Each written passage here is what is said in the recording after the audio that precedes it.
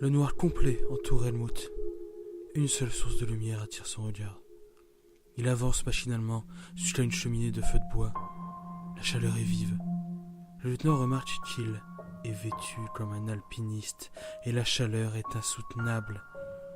Il essaye d'enlever ses vêtements, mais c'est impossible, une force l'en empêche. Les cendres de la cheminée forment quelque chose, puis c'est Bianca qui apparaît. Helmut se frotte les yeux et Bianca, sans rien dire, attrape un tisonnier. Le bout forme un triangle. Helmut arrive enfin à enlever ses vêtements, mais c'est à ce moment-là que la jeune femme lui marque le torse avec son tisonnier. Aucune douleur, mais Bianca fait un rire malsain et dit plusieurs fois le mot « équilatéral, équilatéral !» Réveille-toi, mon oncle! Allez, debout la belle au bois dormant. Le policier se met position assise et scrute les alentours. Cela fait maintenant 3 jours qu'il loge en dire H avec Bianca et 3 autres personnes. Chacun possède un petit coin avec couchette et effets personnels. Au pied du lit de fortune d'Helmut, il y a 2 silhouettes féminines. D'abord Bianca, qui sourit sans montrer ses dents, et à côté une femme forte, longs cheveux blonds, des mains de travailleuse manuelle. Elle s'appelle Sidel. Au milieu, sur le point de se mettre debout également, un bonhomme, avec une veste en cuir molletonné, des cheveux ébouriffés et un collier de barbe. Bâti autant qu'Helmut, il s'appelle Thomas. Plus en retrait, lisant un livre, assise contre le mur du hangar, une femme bien vêtie, tout en blanc, qui se nomme Sonia. Helmut balaye la zone, mais son regard porte surtout sur sa chemise. Elle a l'air légèrement brûlée. Il soulève le col, déboutonne les 2 premiers boutons pour mettre son torse apparent, et il y constate avec horreur que ce qu'il a rêvé l'a impacté. Puisqu'il y a un triangle équilatéral marqué au fer rouge sur son torse, mais aussi, au milieu de tout cela, écrit 3,8. Mais qu'est-ce que c'est, mon oncle? Tu ne sais pas? Non, bien sûr. C'est encore un mystère à résoudre. Ça ne me fait pas mal. Normal, pour un gaillard pareil. Vous irez montrer ça au général. Moi, en attendant, je vais aller prendre votre nièce, on va aller lui faire soulever des palettes, ça va forger son caractère. C'est une Bar, ça ira. Je suis déjà partie, Sidel. Satisfaction. Yes! Au revoir, beau gosse. Les 2 s'en vont, Helmut se met debout, prend une gorgée d'eau et va voir Thomas. Eh ben, on est beaucoup moins énergique que les filles, Helmut. Ouais, et ça t'arrange bien. T'as plus qu'à fabriquer, monsieur le menuisier. Ébéniste, ouais. Par contre, toi, t'as l'air d'une sorte d'élu, ou je sais pas. J'y comprends rien à ce qui se passe. Mais je veux que ça redevienne comme avant. Là, dehors. Alors, si t'as besoin, je suis là. J'ai bien l'impression. Mais j'ai pas envie d'avoir ça sur mes épaules. Avec un bon sky, ça ira mieux. On ira au bar improvisé plus tard. Ou maintenant. Je vais commencer sans toi. Allez, à plus Helmut. Thomas rigole grassement en partant, alors qu'Helmut lève les yeux au ciel et avance vers le fond du bâtiment.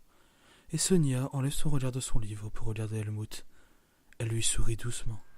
Je suis navrée de savoir que vous n'avez pas le sommeil tranquille. Vous devriez vous trouver une activité, comme la lecture. Je préfère écrire, même si je ne suis pas terrible. Il faut bousculer ses habitudes. Je vais m'entraîner à tirer aujourd'hui, par exemple. Je viendrai vous voir après ma discussion avec McCoy. Au revoir, Sonia.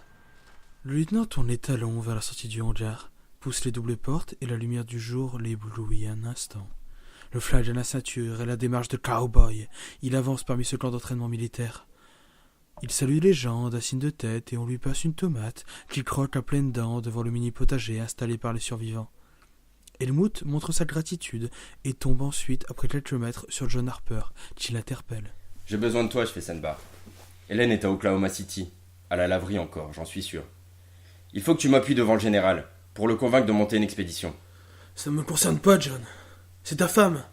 Et pourquoi le général m'écouterait? Il t'aime bien, t'es un flic, tu poses pas de questions et t'as l'air lié à ce bordel.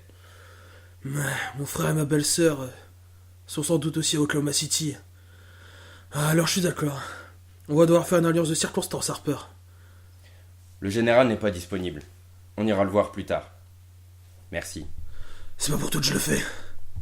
Pour patienter, le policier décide d'aller voir du côté de la grande barricade du camp.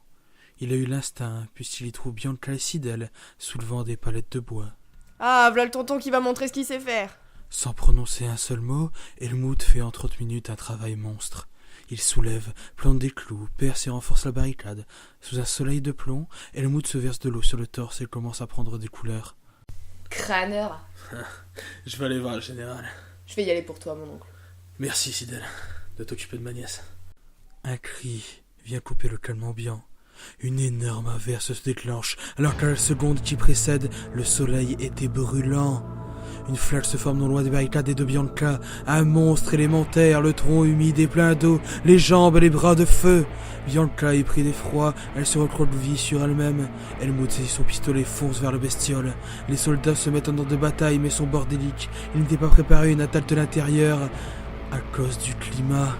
La créature avance sous les tirs, puis s'approche de la nièce du lieutenant, mais à la stupeur générale, elle ignore Bianca. Elle s'intéresse plus à 2 soldats qu'elle envoie d'un revers de bras flamboyant sur le toit d'un hangar. Après de nombreuses munitions et une longue lutte, sa bille est explosée par le général McCoy. Il commence à reprendre les choses en main en hurlant des ordres. Le feu est éteint, la flaque bouillonne et le sol redevient sec autour d'une Bianca complètement perdue. Helmut vient près d'elle et la relève. C'est bon, ça va aller, Bianca. Pourquoi elle m'a épargné? Je comprends pas. Souffle, on verra plus tard. Allez, viens, prends une couverture. Après une bonne heure, tout le clan est rassemblé devant le hangar A. Les mines sont graves, les 2 corps de militaires sont brûlés, et le général McCoy s'impose. Votre attention!